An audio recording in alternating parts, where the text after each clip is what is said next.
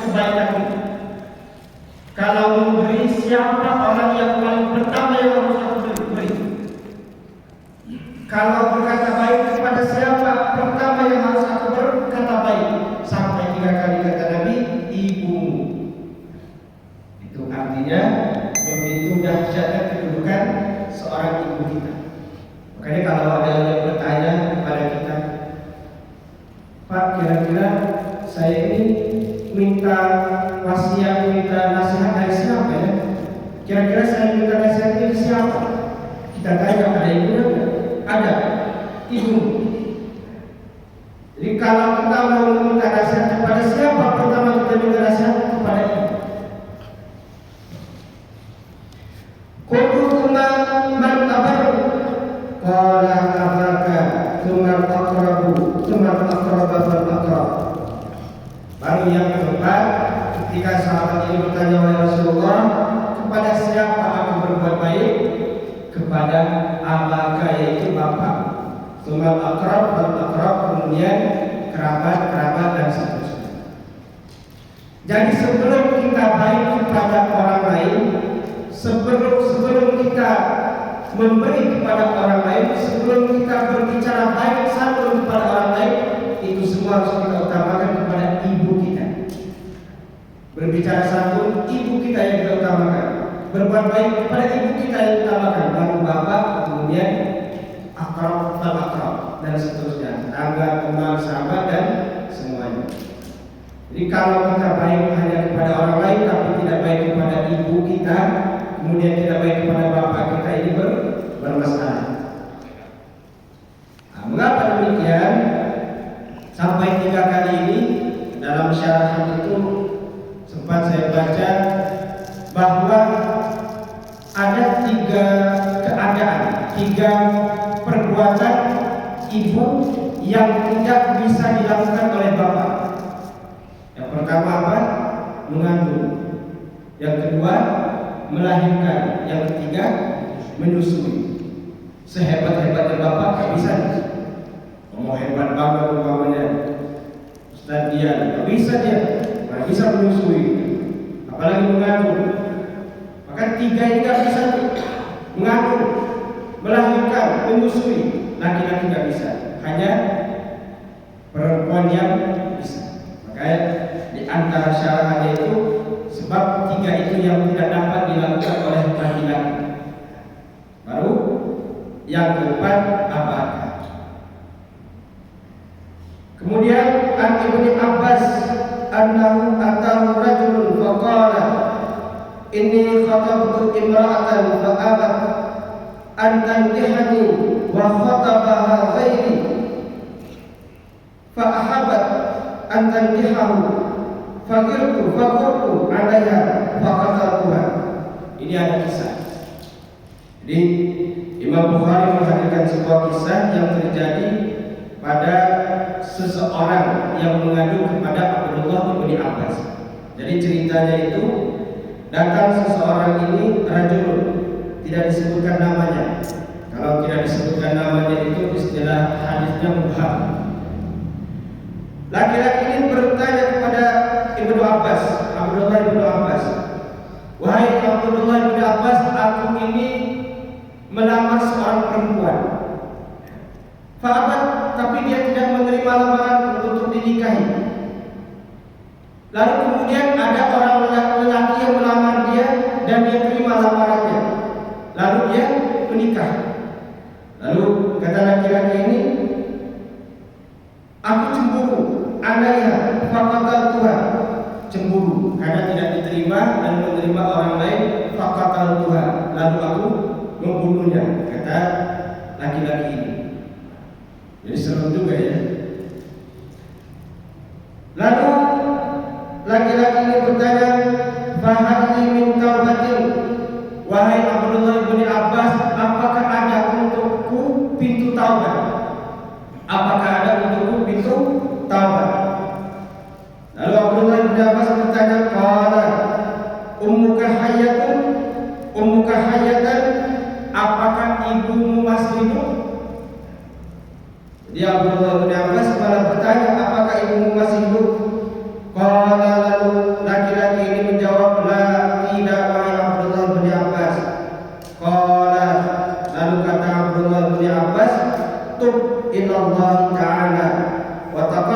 ilaihi mastata'ta.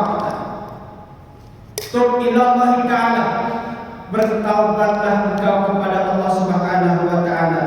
Wa taqarrab, dan mendekatlah ilaihi kepada Allah mastata'ta, semampu. Jadi ketika dia menjawab, ibu saya tidak ada wahai Abdullah bin Abbas. Kata Abdullah bin Abbas, bertaubatlah kepada Allah dan mendekatlah kepada Allah semampu.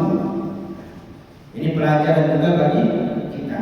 Jadi kalau ada orang yang bertanya tentang dosa, bagaimana, apakah saya ini masih diterima taubat, dosa saya begitu besar, apakah masih ada pintu taubat? Ini dilakukan oleh Abdullah bin Abbas. Pertama dia tanya, apakah ibumu masih hidup? Enggak ada wahai Abdullah bin Abbas. Kalau begitu kata Abdullah bin Abbas, dan bertaubat kepada Allah dan taqarrab ilaihi, benar-benar mendekat kepada Allah semampu. Jadi jangan juga kita memaksa, pokoknya kamu harus benar-benar begini ya, enggak boleh enggak. Itu jangan. Mastata'ta, semampu.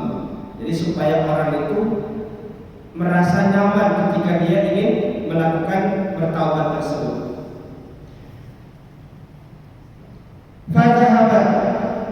Fadhahabtu, maka teman Ibnu Abbas pergi dan bertanya kepadanya. Fasa'altu Ibnu Abbas lima sa'altahu an hayati ummihi. Wahai Abdullah bin Abbas, kata temannya, seorang sahabat juga, mengapa engkau bertanya kepadanya tentang ibunya? Apakah ibunya masih hidup? Faqala, lalu menjawab Abdullah bin Abbas, inni la a'lamu amalan aqrabu ila Allah ta'ala min birril walidati. Ditanya Abdullah bin Abbas, wahai Abdullah bin Abbas, mengapa engkau tanya tentang ibunya yang masih hidup?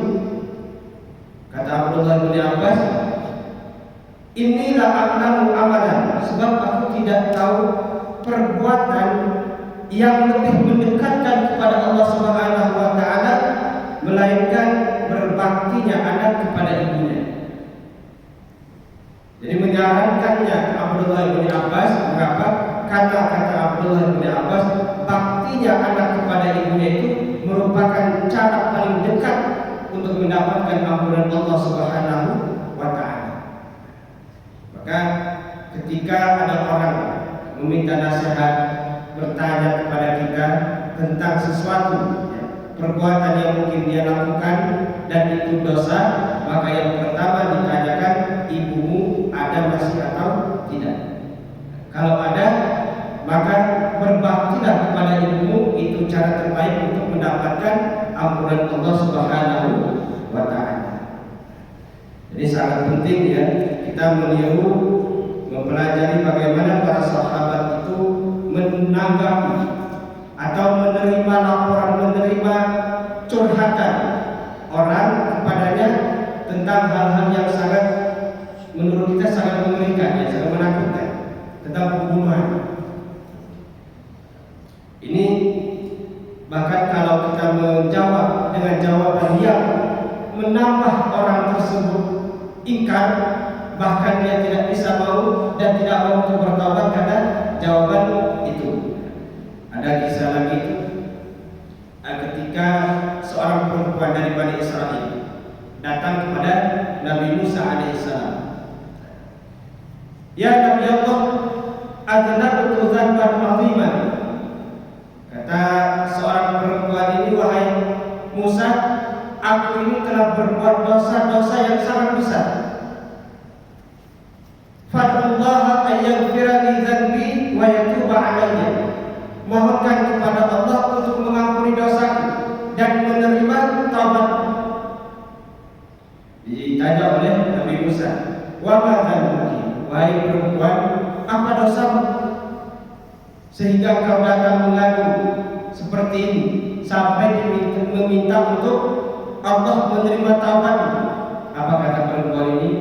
Ya Nabi Allah, zanaitu wa waladtu waladan wa qataltuhu. Dosaku amat besar. Pertama, zanaitu, aku telah berbuat zina. Wa waladtu waladan, dari zina itu melahirkan anak. dan anak itu aku bunuh, kata perempuan ini. Mendengar jawaban dari perempuan ini, apa kata Nabi Musa? Minum dulu ya, biar gak seret ya. Minum.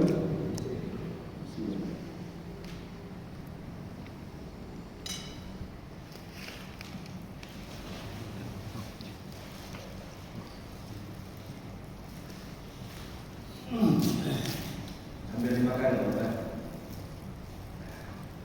Yang penting kan telinga mendengar ya.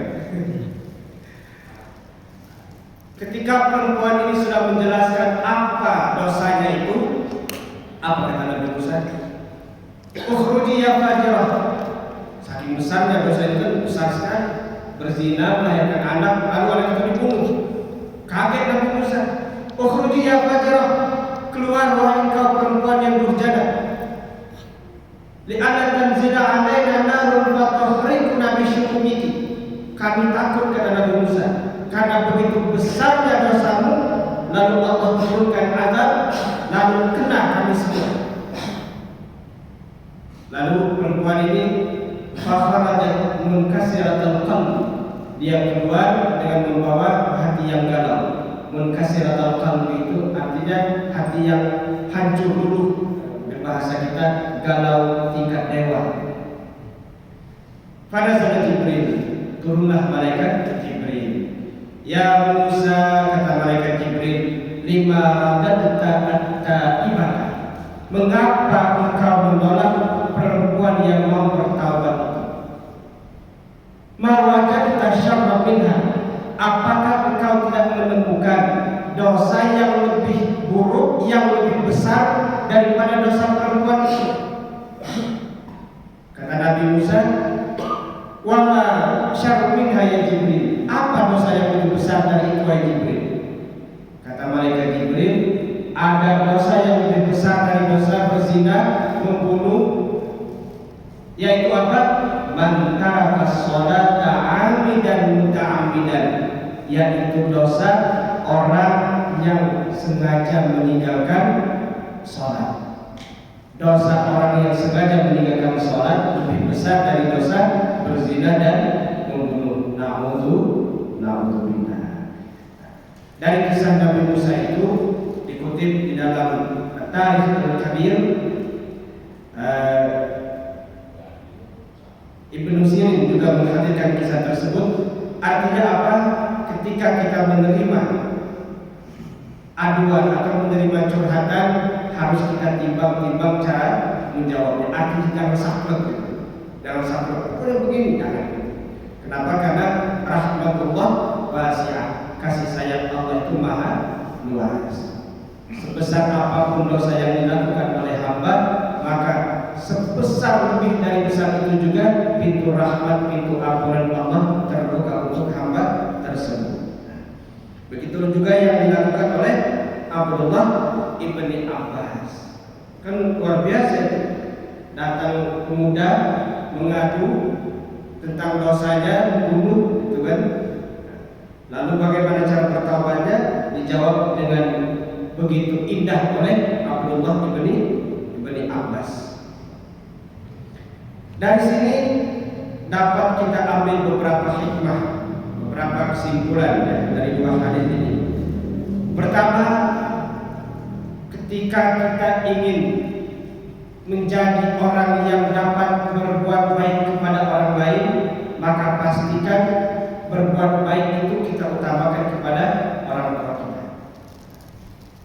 Ketika kita ingin memberi kepada orang lain, pastikan orang tua kita sudah kita beri terlebih dahulu. Ini yang terkadang itu kita lupa. Kepada teman baik, traktir gitu ya, giliran orang tua disuruh beli sendiri, disuruh masak sendiri, dan seterusnya. Yang kedua, dari hadis yang kedua ini dapat kita ambil pelajaran juga bahwa setiap kali kita menyampaikan sesuatu, menyampaikan kebaikan kepada orang yang punya problem atau punya masalah, maka sampaikan dengan kalimat-kalimat yang indah agar orang tersebut nyaman dan dia ingin bertaubat kepada Allah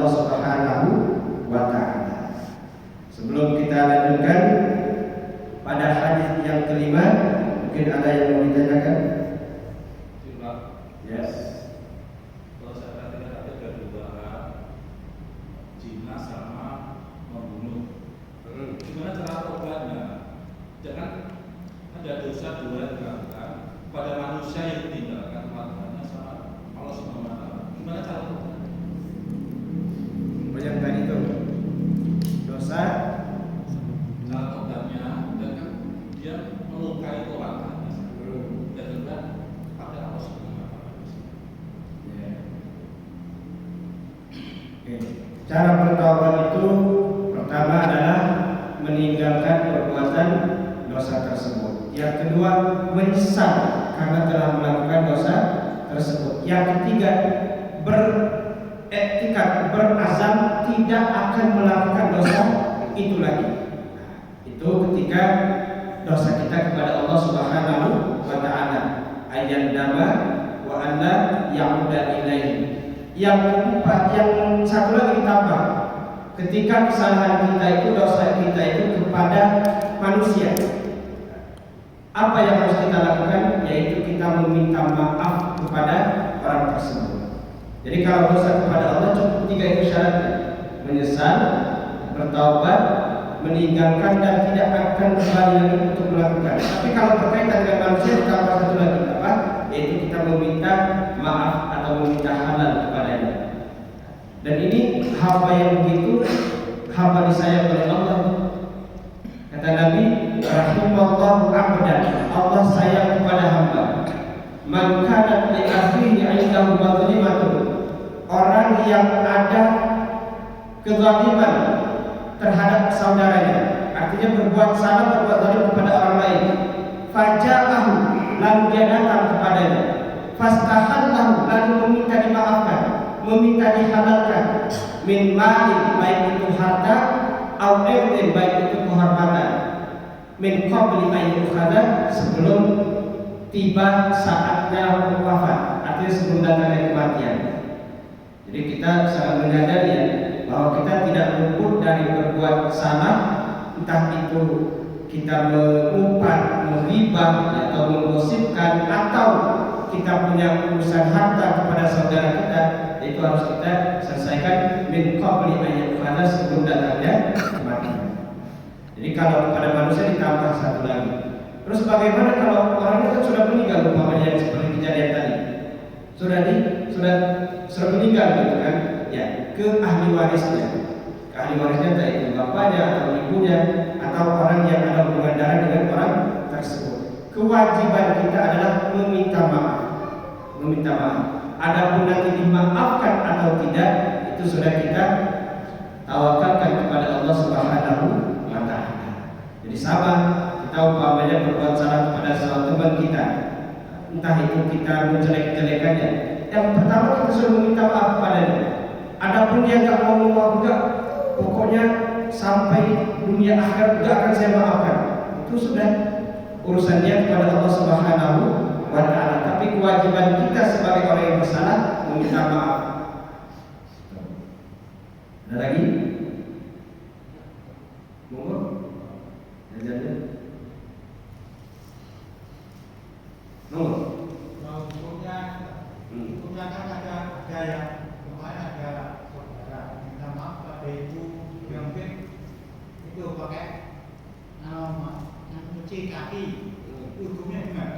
Mencuci kaki di taruh ember, dikasih air buat mandi, itu kan tidak juga minta maaf pada orang tua sama ibu. Hukumnya gimana? Ya. Bagaimana hukumnya meminta maaf, caranya meminta maaf itu ya. Jadi cara meminta maaf itu kan ada 3. Pertama, yadan biyadin, salaman, tangan ketemu tangan. Kita nih, ma min muslimaini yaltaqiyani, kata Nabi, 2 muslim yang berjumpa, fayatasafahani, lalu keduanya bersalaman, illa ghafarallahu ta'ala dzunubahuma, melainkan Allah ampuni dosa di antara keduanya. Makanya kita kalau ketemu setelah assalamualaikum salaman. Mengapa? Karena kita nggak tahu, mungkin ada kesalahan kita kepada teman di jalan atau di mana. Usahakan salaman. Itu namanya ya dan dia. Nah, kemudian qalb qalban bi qalbi, hati dengan hati, ini yang terpenting. Memaafkan bukan hanya dengan salaman, tapi dengan hati yang tulus. Jadi memaafkan itu adalah ketulusan hati untuk merelakan, dan ketenangan hati untuk memaafkan dan melupakan. Terus bagaimana kalau kepada orang tua kita?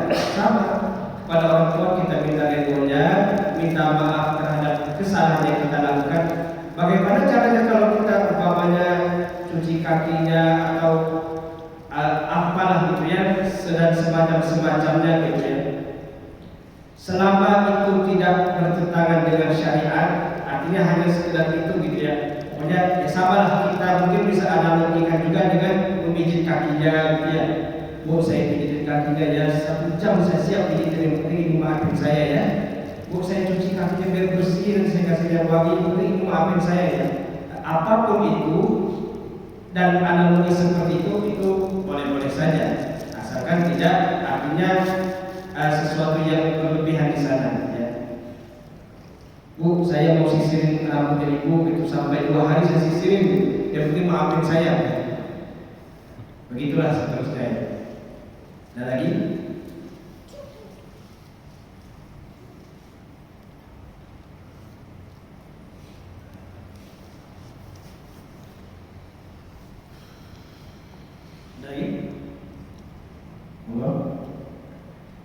Bahkan orang tua yang menzalimi anaknya, bagaimana sikap anak tersebut, tetap dia harus berbuat baik kepadanya, seperti yang kemarin itu ditanyakan itu ya. Bahkan di wasahib umat di dunia ma'rufan, tetap berteman kepada keduanya dengan cara yang baik walaupun tidak beriman, seperti dicontohkan oleh Nabi Allah Ibrahim ya. Azar itu, walaupun beberapa penjelasan tafsir bahwa Azar itu adalah pamannya, terlepas dari itu semua, tapi cara Nabi Ibrahim ketika diperintahkan oleh ayahnya yang bernama Azar untuk menjual patung itu, apakah dia menolak? Enggak. Apakah dia marah bahwa ini adalah kesyirikan? Enggak. Yang dilakukan oleh Nabi Allah Ibrahim tetap dia terima. Baik ayah, akan saya jual ke pasar. Tinggal cara dia menjualnya itu. Makanya cara dia menjualnya setelah di pasar apa? Ayo, siapa yang mau beli patung ini adalah orang gila. Gak ada yang mau beli orang kan. Yang penting dia sudah menunaikan perintah daripada ayahnya. Tetap dia baik caranya kepada ayahnya. Jadi walaupun menyuruh kepada keburukan, tetap cara anak menerimanya dengan cara yang baik. Ada lagi? Ya. Ini misalkan ada seorang anak yang punya dosa kepada orang tua, tapi ketika masih dalam dosa kepada orang tua, terus ketika banyak orang tua sudah meninggal dunia, orang lain bisa tanggung jawab dan lunas. Jadi kira-kira kita belum sempat minta maaf kepada orang tua ketika orang tua sudah meninggal, kita ingin berbuat tapi orang sudah meninggal. Tapi kira-kira kita akan dosa kepada Allah, mereka bisa diterima. Orang tua sudah meninggal ya. Ya, tapi belum sempat minta maaf, belum sempat Ya, orang tua. sama yang seperti kemarin itu ya. Jadi belum sempat minta maaf. Bagaimana caranya orang tua kita sudah meninggal, belum sempat minta maaf? Pertama kemarin itu adalah bahwa kita tidak berhenti mendoakan kedua orang tua kita yang sudah meninggal. Terus berdoa. Hatta yuktaba barat, sampai kita itu kalau sudah tercatat ini adalah akul walidain, anak yang durhaka, sampai catatan itu hilang karena kita terus berdoa untuk orang tua menjadi barran liwalidain, anak yang berbakti kepada kedua orang tuanya. Yang pertama. Kedua, setiap kali kita beramal saleh, berinfak, bersedekah, niatkan. Ini saya niatkan untuk orang tua saya yang sudah meninggal. Niatkan, terus itu diniatkan. Nah, yang ketiga adalah kita menyambung tali silaturahim kepada saudara, sahabat, orang tua kita. Kalau ibu kita, siapa yang paling dekat dengan ibu kita? Ya bapak kita. Harus baik dekat kepada bapak kita. Siapa lagi? Saudara-saudara kita, anak dari ibu kita. Harus baik kita kepada anak-anak dari ibu kita, karena mereka adalah orang paling dekat ibu kita. Siapa lagi? Teman-temannya, bibi kita, paman kita, dan seterusnya. Jadi cara berbakti terus kita menyambungkan silaturahim kepada orang-orang yang terdekat dengan ibu kita. Ada lagi?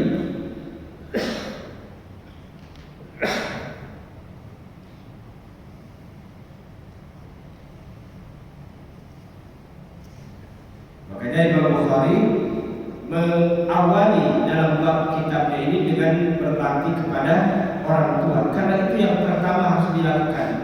Seperti tadi, siapa dari sekian banyak manusia yang harus kita berbuat baik kepadanya adalah ibu kita. Maka di awal beliau menghadirkan sampai hadis ke berapa itu tentang orang tua, tentang orang tua. Kita lanjutkan hadis yang ke-6. Yang kelima, An Abi Hurairah radhiyallahu anhu qala qila ya Rasulullah man abaru. Ini sama dengan hadis yang ke-4, yang ketiga tadi. Qala ummuka, qala thumma man, qala ummuka, qala thumma man, qala ummuka, qala thumma man, qala abaka. Kalau yang tadi hadisnya man abadu qala ummuka, man abadu qala ummuka. Ini perawinya berbeda, nah redaksinya sedikit berbeda. Tapi intinya sama. Siapa orang yang pertama harus kita berbuat baik adalah ibumu sampai 3 kali, kemudian bapakmu. An Abi Hurairah radhiyallahu anhu ata rajulun ila Nabi sallallahu alaihi wasallam faqala ma ta'muruni qala birru ummak. Datang seseorang kepada Nabi Muhammad sallallahu alaihi wasallam. Lalu faqala, dia berkata, ma ta'muruni, engkau memerintahkan aku apa? Apa yang kau perintahkan kepadaku? Qala birru ummak, berbaktilah kepada ibumu. Summa ada, kemudian dia kembali lagi. Faqala birra ummak. Summa ada, faqala birra ummak. Summa ada ar-rabi'ah, faqala birra ummak.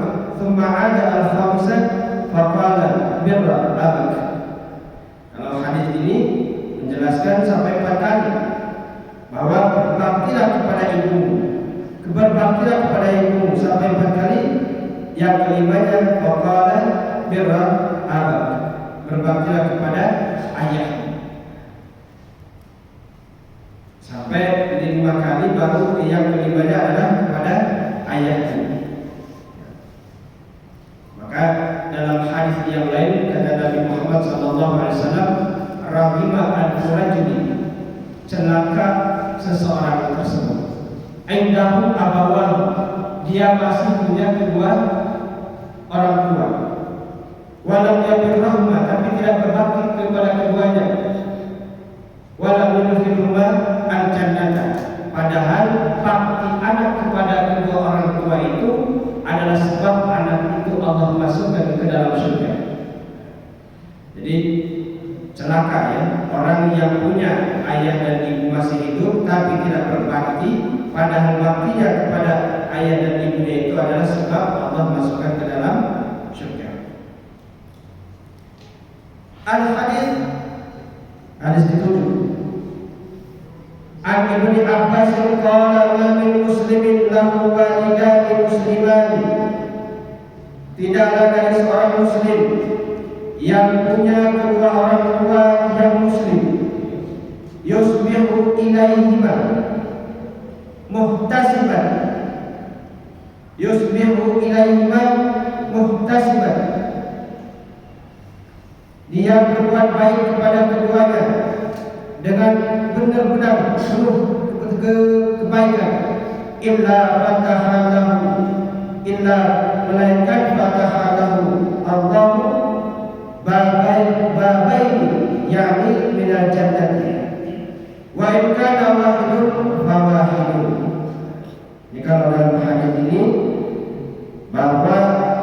seorang muslim yang punya kedua orang tua yang keduanya muslim juga, maka Allah bukakan 2 pintu surga. Tapi kalau satu yang muslim maka dibukakan 1. Wa in aghdaba ahaduhuma, dan jika dia membuat marah salah satu dari keduanya, lam yardillahu, maka Allah tidak redha darinya, hatta yarda anhu, sampai orang tuanya redha dengannya. Qila, lalu ditanya, wa in zalamahu, lalu bagaimana kalau keduanya berbuat zalim terhadap anak tersebut? Qala wa in zalamahu, lalu Rasulullah menjawab, walaupun keduanya berbuat zalim terhadapnya. Bagaimana ini? Bahwa kalau orang tua dia berbuat zalim kepada anaknya, apakah anak tetap harus berbakti kepada kedua orang tuanya? Tetap harus berbakti. Wa in zalamahu, kata Nabi, walaupun keduanya menzalimi, tetap kewajiban seorang anak harus berbakti kepada kedua orang tuanya. Ini saking pentingnya berbakti anak kepada orang tua. Sebelum kita lanjutkan ke hadis yang ke-8, ada yang mau ditanyakan?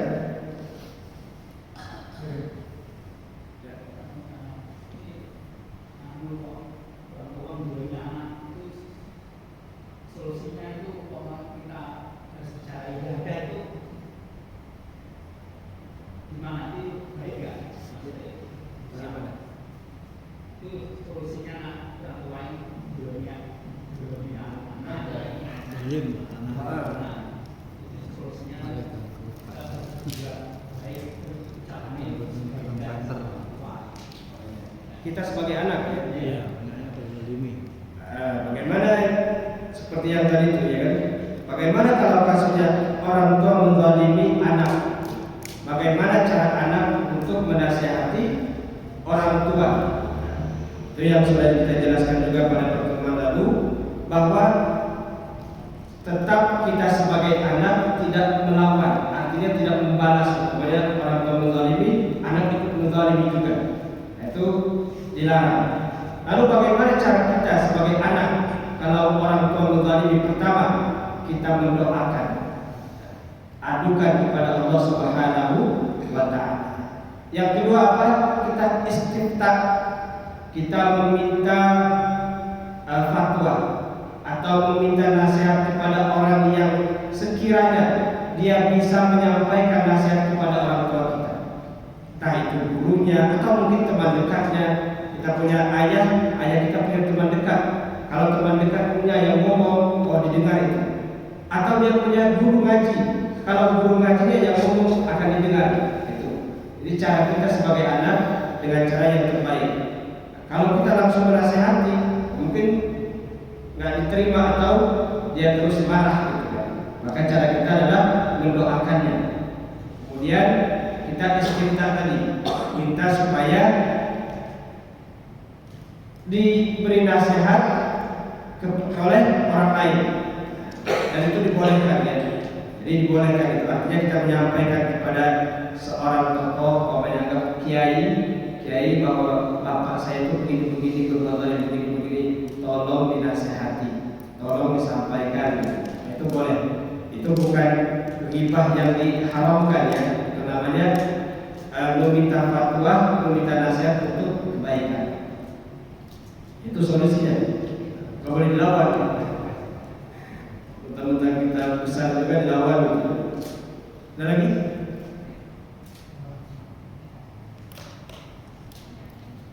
Habis?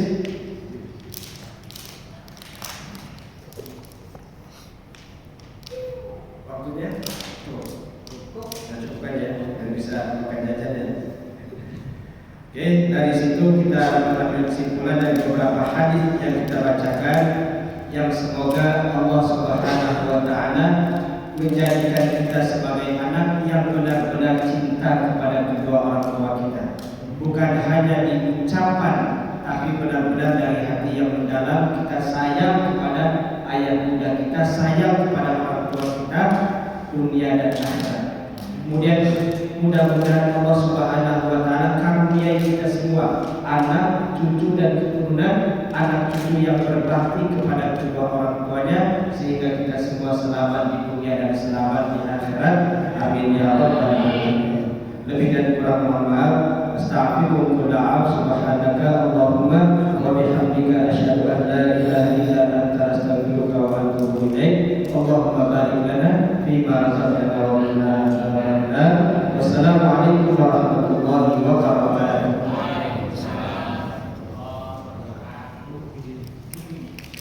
Ada orang balik lana.